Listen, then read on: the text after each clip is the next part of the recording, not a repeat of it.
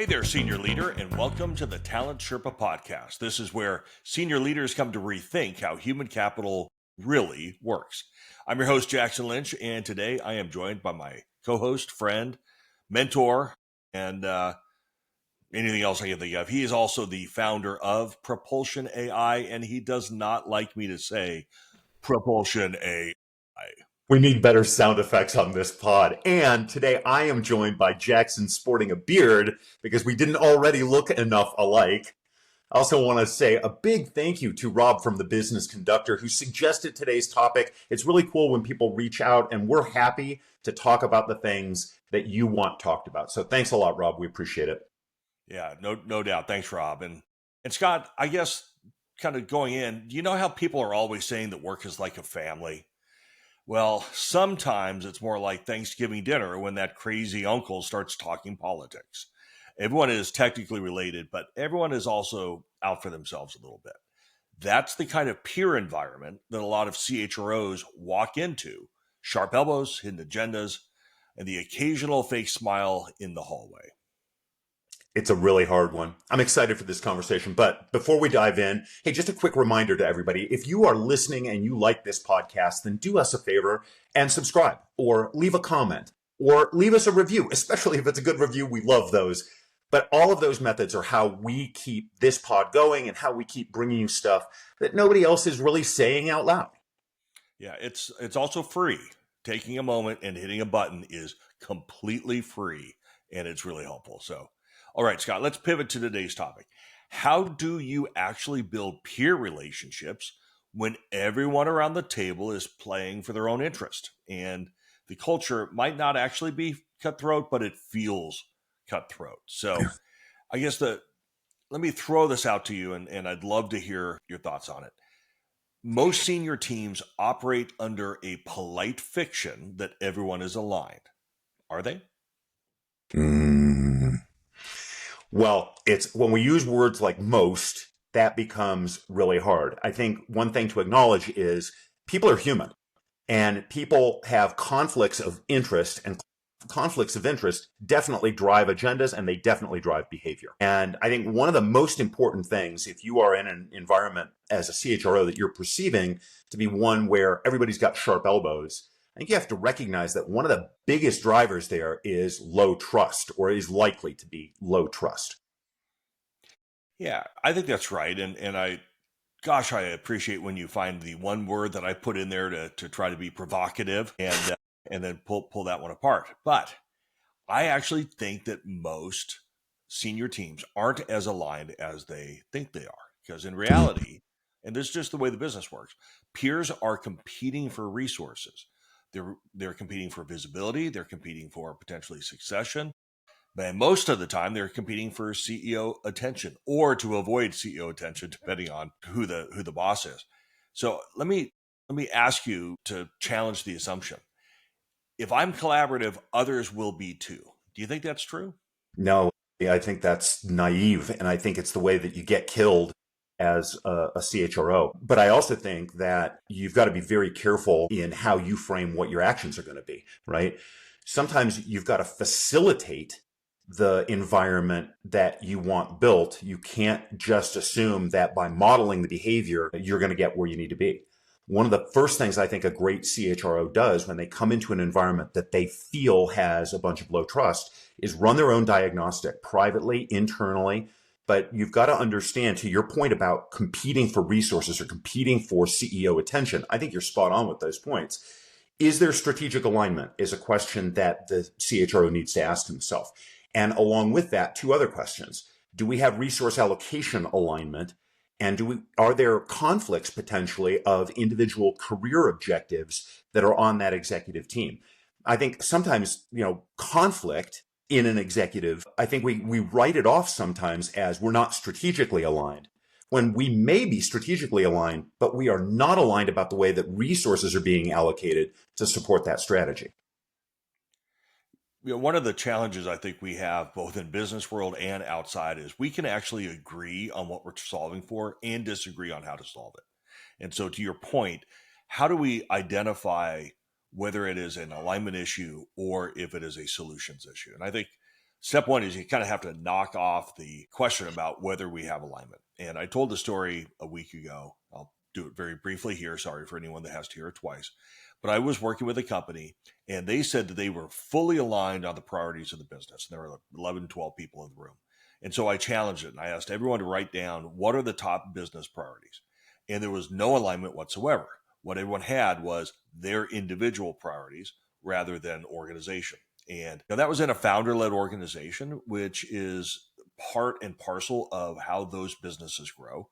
If you think about early stage businesses, it is very dominant from the center, and everyone is told, you go do this, you go do this, you go do this. And then at some point you have to outgrow that. If you don't do that quickly enough, you can find yourself at the middle life stage and everyone is still kind of managing against their own agenda versus individual. It seems to be the status when I come into a lot of businesses that I support. So I think step one is you got to make sure that you really have alignment on the 5 to 7 things across the entire organization and make sure that that is not what is driving apart. What are your thoughts? Well, You seem to agree. you made a point in the story that I think is worth pulling out, and that's being centrally directed. And a lot of businesses are centrally directed. So here's the question I would ask you: is can you have a organization where you're being centrally directed, like an earlier stage organization, and still have that be a high trust environment?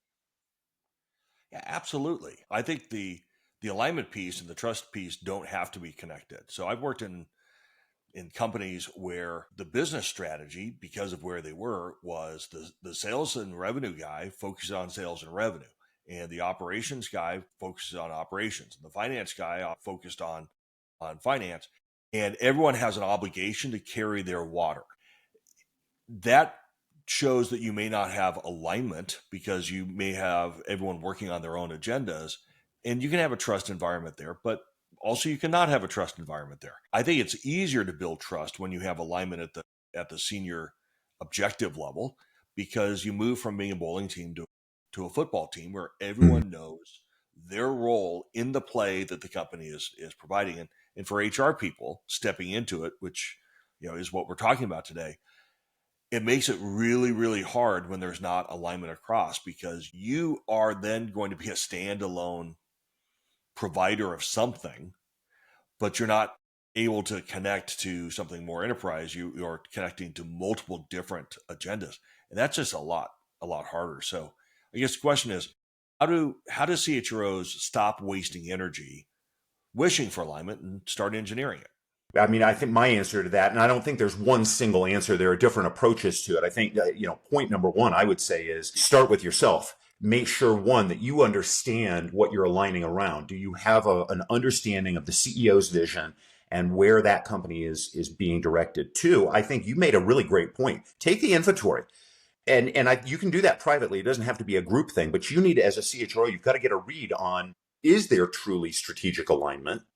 And I think fairly added to that is, are there differences on resource allocation, or do you have conflicts of individual priority?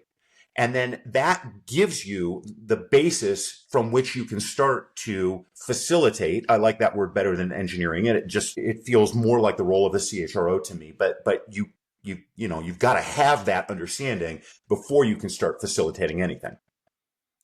So let me ask you this question. When you are talking about trust, well, let me be provocative and get your reaction to it. I think sometimes HR people, because of who they are and how they've been developed, have a different understanding of what trust means, and that can be dangerous. So what does trust actually mean in a C-suite environment to you?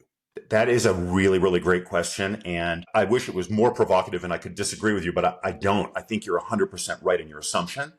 But I do have a couple of points that I think, for me at least, have come out in terms of what defines high trust versus not.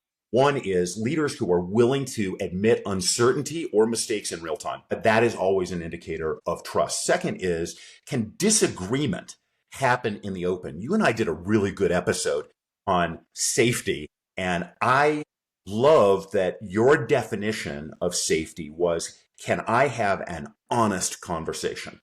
And you can't do that. If I have to call you out in private on everything, that's not disagreement in the open, right? And the reason I'm calling you out in public is there isn't trust about why I'm calling you out in public, right? That's why I have to do it in private. So, willing to admit uncertainty, disagreement happening in public, information flowing laterally without any kind of gatekeeping, and I think being willing to protect each other's reputations, right? I think those are all indicators of high trust environment at the executive level. Yeah, let me build on that a little bit. I think one of the challenges, especially first time CHROs, which is, plugged why I work with you to try to help you avoid these things, is we think trust means we like and protect each other, because Mm, that is often true lower in organizations. And the problem with that approach is you might expect reciprocal loyalty that doesn't exist. And if you're providing that loyalty and it's not being reciprocated, like, you can be really reckless. So I would argue that at this level, trust is as much predictability beyond the psychological safety note that you mentioned before, which is like, I know where you stand. I know where I stand. There are no surprises in the room. And how do you build that when you are sitting CHRO? How do you build that among team players who may have different agendas? And why do you think that might be important? yeah, so I want to add something before I try and answer the question that you're asking. I think, trust for me doesn't equal predictability. The predictability comes from trust plus repeated demonstrations of goodwill over time. It's the reciprocity along with the trust that makes that environment predictable. That's how you and I know where each other stand. It has to start with trust. You can't have the predictability without trust, but it's not the only element, at least in my opinion. I think, Let me change my definition then. Predictability is a necessary but insufficient element to developing trust. I'm with you on that one. yeah, 100%. In answer to the question that you're asking, I think as a CHRO, you got to start with two things. And I feel like every time I call out CEOs, you remind me that we can't put everything back on the CEO. And you're 100% right in that, except that the CEO has the biggest megaphone. And if the CEO is not modeling trust behaviors, it's not that that's going to fix everything, but it becomes really, really hard to create an environment of trust if the CEO is not modeling the behaviors that are right. And I will tell you, I worked with a really visionary boss who I think extremely highly of. This was in a manufacturing organization. And the problem that he was absolutely is brilliant, but he was not modeling behaviors. And the bigger problem was he liked to talk about the behaviors he was not modeling. I took him to dinner. I sat him down. I said, look, here are the things that you repeatedly are saying are important. Here are the places where I'm watching you or I'm noticing that you're not doing those things. That's making it harder for me to get your executive team to model and follow you in those behaviors. It was a contentious dinner. It was a difficult subject. And at the end of it, he said, you're 100% right. I appreciate you calling that out. Now, that didn't immediately change the situation, but that's an important element, one of two. The second is the CHRO has to model the behaviors themselves. And I think you've got to call out, things that are, if a colleague is sharing something with me that is sensitive, you want to make your trustworthiness noticeable, not silent. Hey, Jackson, I know this is sensitive and I know that you are trusting me with it. You can rely on me to keep this 100% private. Yeah.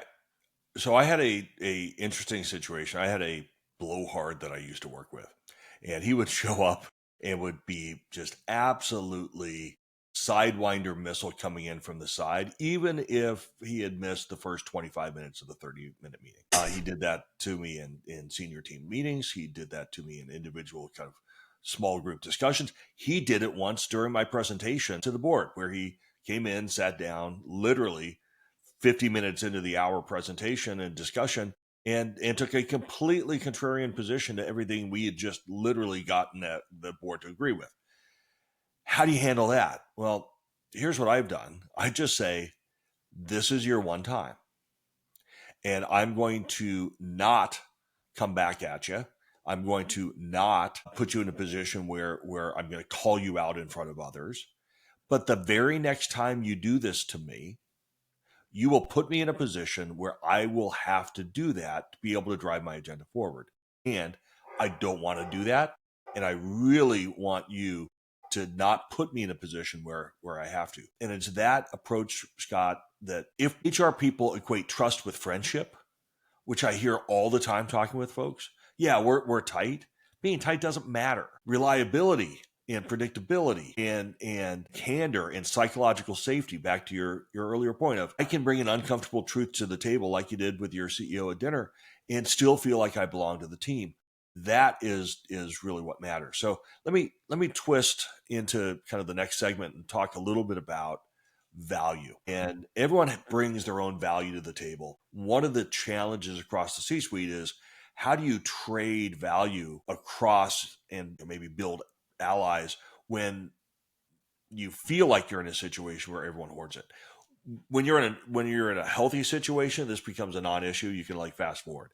But in most organizations, especially as the CHROs walking in, they don't know what to do, really understand where anything is and how people operate. Like, this value trading is really, really important.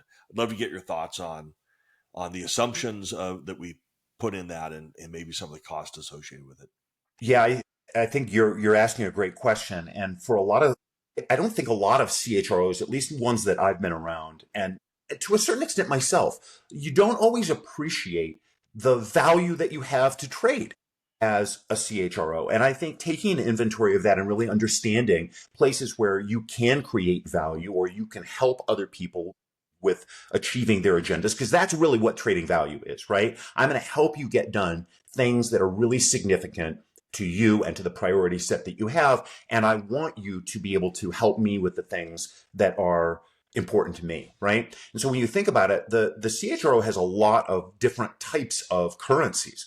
Talent intelligence, who's a flight risk and who's struggling and which teams have bench strength and stuff like that. Air cover, early warning systems. We get exposed to a lot of private concerns from the CEO, from the board. Without divulging information of a private nature, you can add value by giving early warnings on things that are potential landmines for others. Neutral facilitation, succession positioning, right? All of those things are currencies that the CHRO has to trade. And I think you got to start there. You have to understand what you have to offer first. And then I think you've got to ask yourself an important question that makes the difference between, am I trying to do something that genuinely adds value, or am I doing it for some Machiavellian reason? And that is, if I got nothing back out of this, would I still try and help this person? And, I like to think most people would say, yes, I would. But I think it's important to be out front with yourself about why you're doing what you're doing. Yeah. So I talked a little bit about the book Survival of the Savvy, because I suffered from being a meritocratist.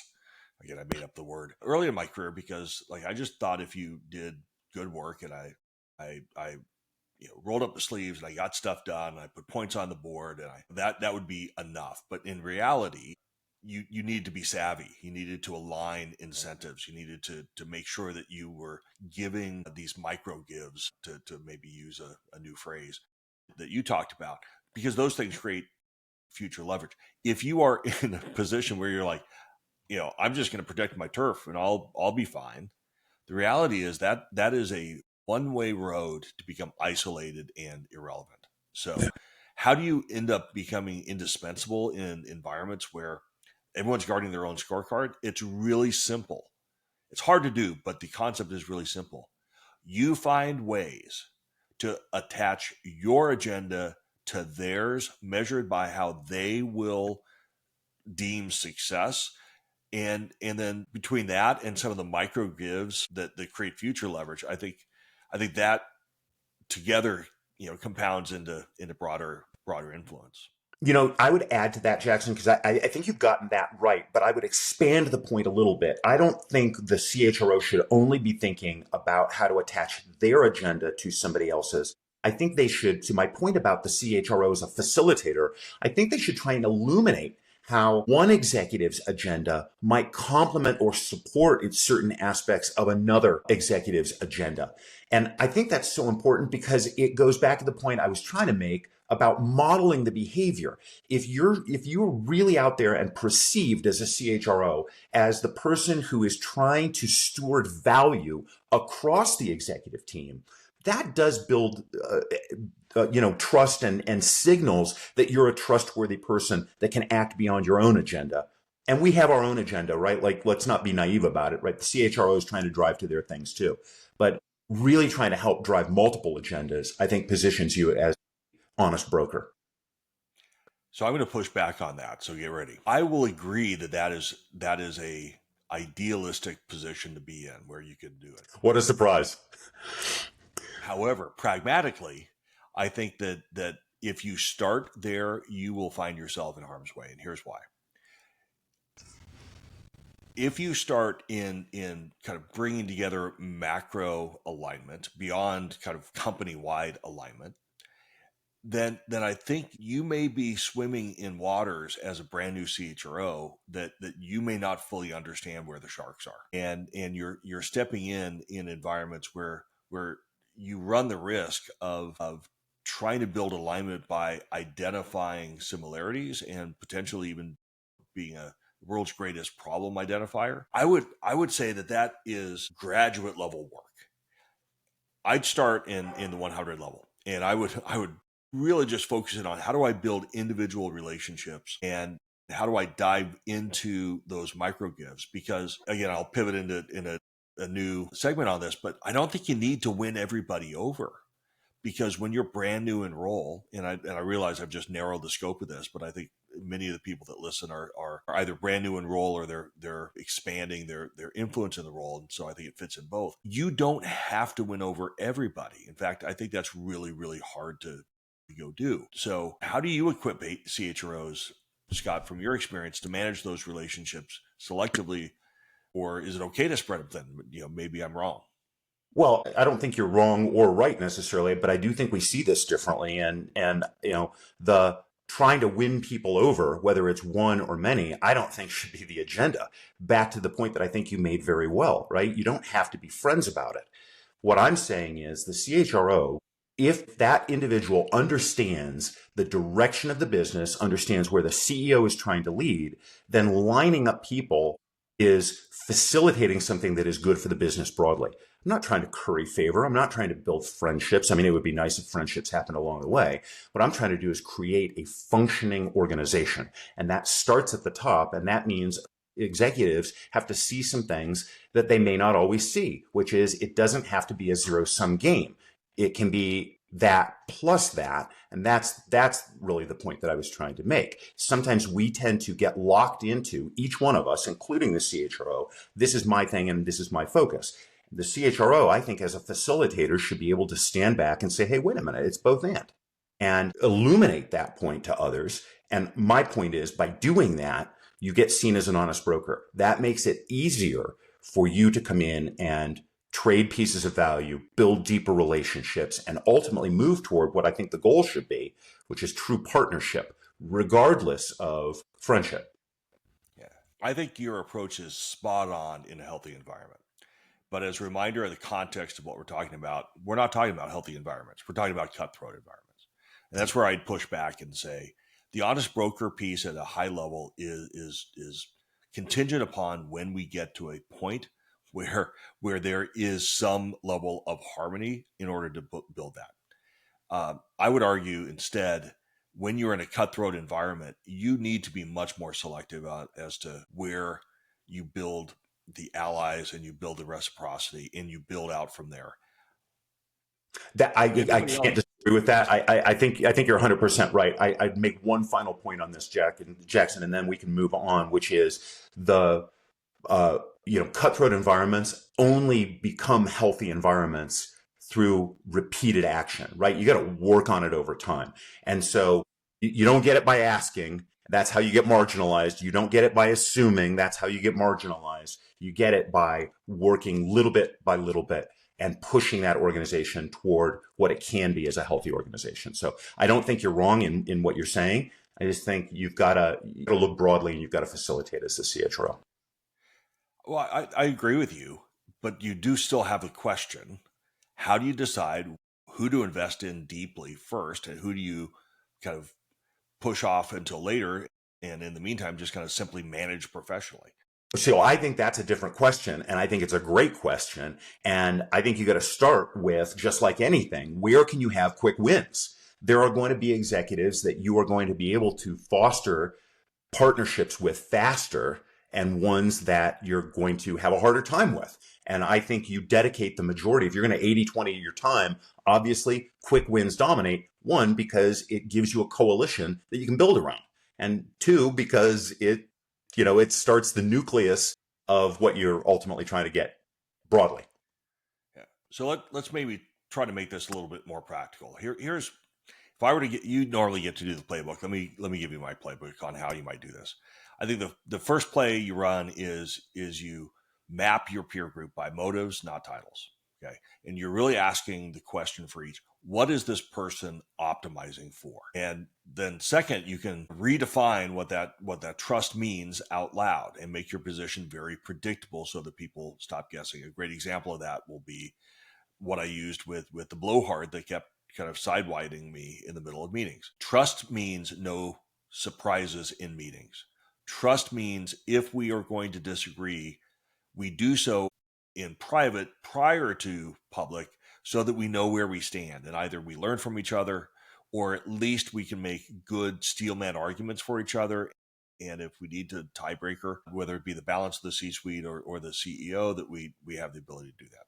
And then the third is, I would start making, if you're in a cutthroat environment, make those micro deposits of value to one or two peers this week. And if you do that, and that I think is the pragmatic approach to creating the environment where you can then start working on the higher order stuff. And I encourage CHROs who are in that environment, like, stop trusting everybody. Be much more strategic about it. You use the term Machiavellian as if it were bad. I think actually in this case, it's really savvy. You cannot be the naive person in the room, the idealist. You need to be able to manage things through, which also includes, I think, figuring out which ones are going to be part of the go forward team and which ones are not.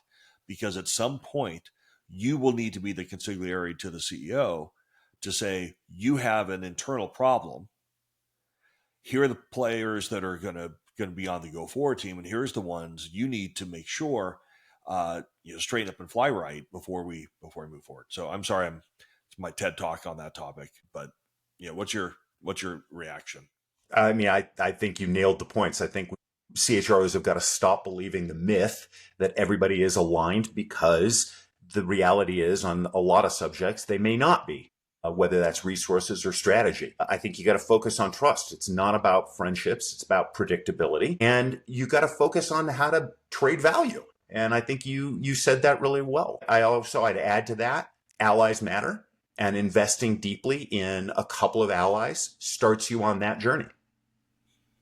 Okay, guys, here is the summary, because some of you are probably listening while pretending to take notes in a meeting, or maybe even, as Scott always says, here's why the modern C-suite is more cutthroat than the book Lord of the Flies.